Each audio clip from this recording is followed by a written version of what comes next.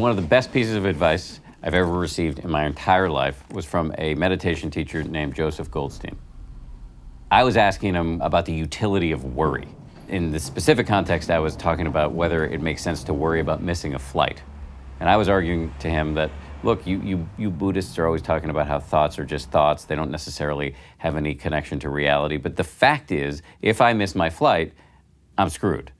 And he said, you're unquestionably correct.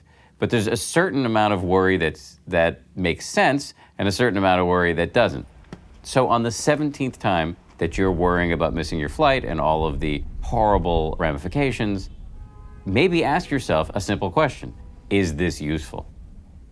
Boom. For a guy who'd spent his whole life worrying and thinking that my worrying was the edge I had over everybody else, because I knew I was going to be more anxious and more compulsive than any of my competitors, I realized there was a certain amount of worrying that is what I call constructive anguish, and then there's useless rumination.